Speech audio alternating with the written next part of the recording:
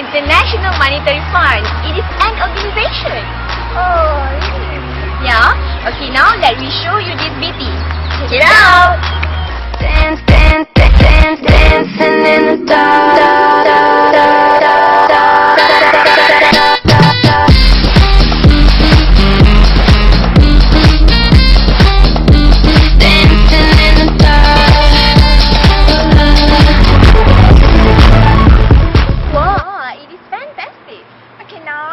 Proceed to the next segment, right or wrong? Check it out.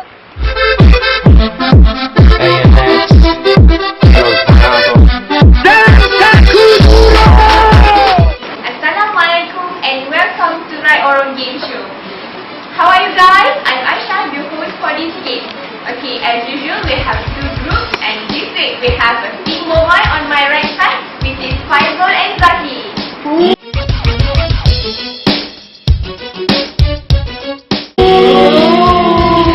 On my left side is single girl Diana and Huda. Wow, since they are so excited with this game, okay, now let me begin. The first segment, which is history. The segment is IMF was formally formed on December 27, 1945 with only 39 members and now had grown to 95 members.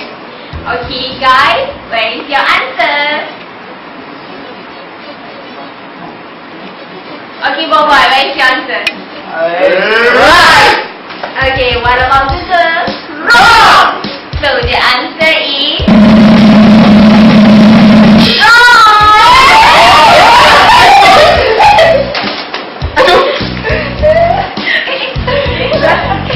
okay, for the second statement is in 1997, IMF and World Bank had together solved the Asian financial crisis.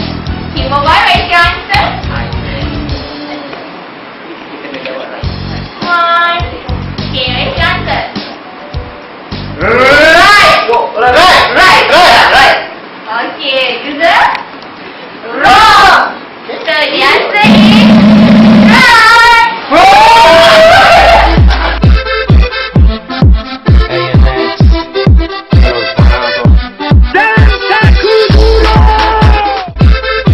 Now we come to the second segment, which is key objective.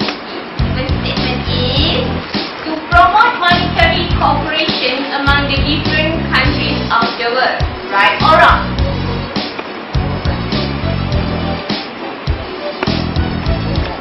Okay, boy, where is your answer?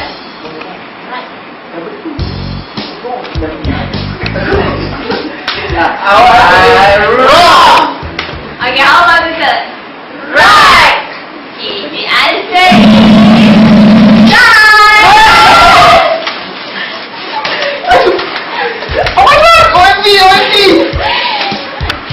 Okay, now we go to the last statement, which is to provide and establish multilateral payments and trade system in place of bilateral agreements. Right or wrong? Okay, boy. The answer is right! How about the girl? Wrong! The answer You are wrong! You are wrong! right! Wrong!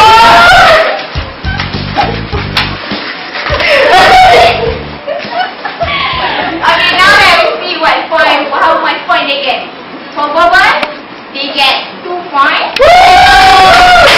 And also the girl, 2 points. Cheating! I have to make a bonus statement so that we can know who is the winner for this game. Okay, the bonus statement is to shorten the duration and lessen the degree of disequilibrium in the international balance of payment of members. Right or wrong?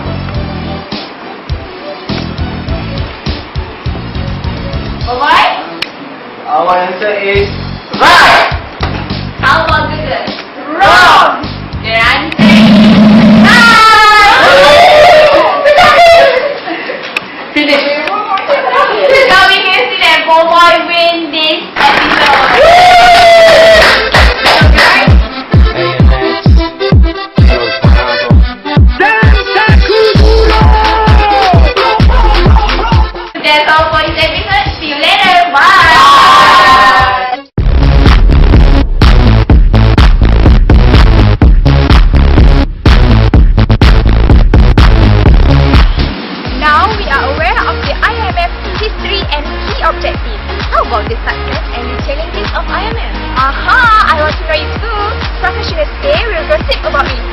Check it out!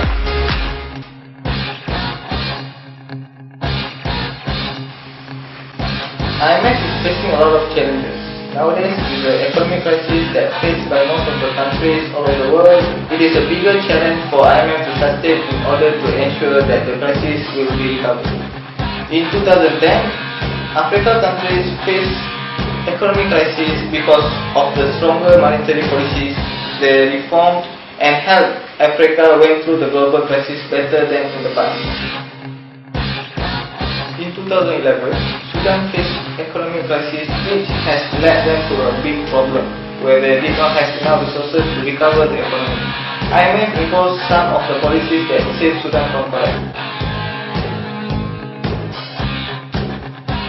The recent challenges of IMF is in 2012 where the world is facing economic crisis and the European countries are in victims.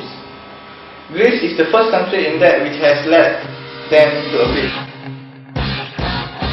Jordan is an example of how the IMF is able to promote economic sustainability. Jordan is a small country in the Middle East, was impacted by a war with Israel, civil war, and faced a major economic recession. To the recession, Jordan had a 30 to 35% unemployment rate and was struggling with its inability to pay loan. Jordan make an agreement with the IMF to help them to recover the economy. The result with this agreement is that Jordan was able to bring down its overall debt payment and restructure it at a management level. Thanks to Dr. Mari and Professor Sarah for the thoughts and insights. It's come to the segment that we have been waiting for. What say you?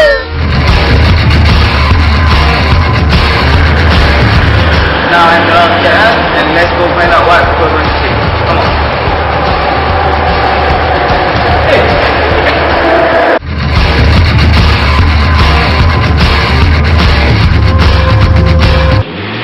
Excuse me, sir. Can I have a moment with you? Okay.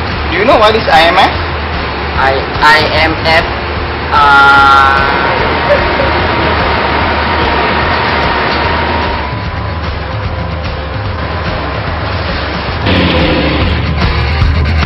Have you ever heard of IMF? Yes. So what do you know about IMF? IMF, International Monetary Fund. Basically, it lends money to the countries facing financial crisis. Excuse me, do you know what is IMF? I don't know. Have you ever heard of IMF? Yeah. Is it International Monetary Fund? Yes. Yeah. Do you know the connection between IMF and Malaysia? Sorry, I don't know. So by any chance, do you know which countries affected by the crisis and IMF did during that time? I think it is almost Asian countries like Malaysia, Indonesia, Thailand, and South Korea. Well, since the IMF role is lending money to those problematic countries, but not all the countries receive the money lent from the IMF.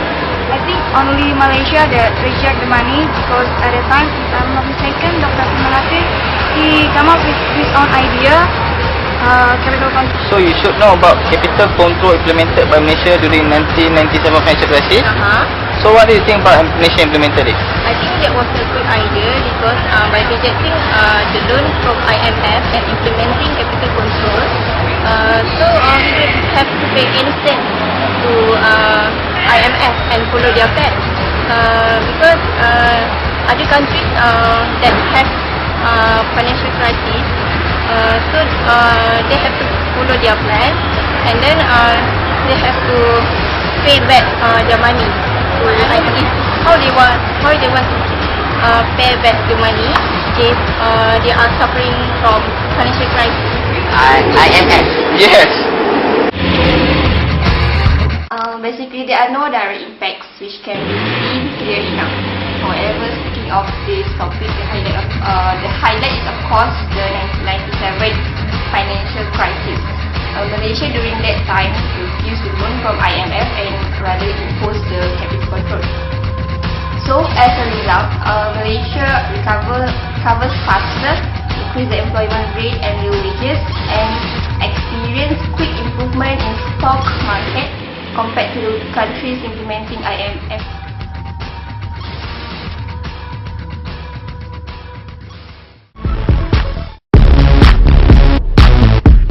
Now we are come to the end of this program. Yeah, time flies so fast. I hope you guys enjoy. See you later.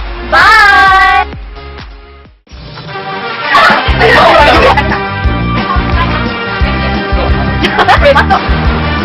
You know the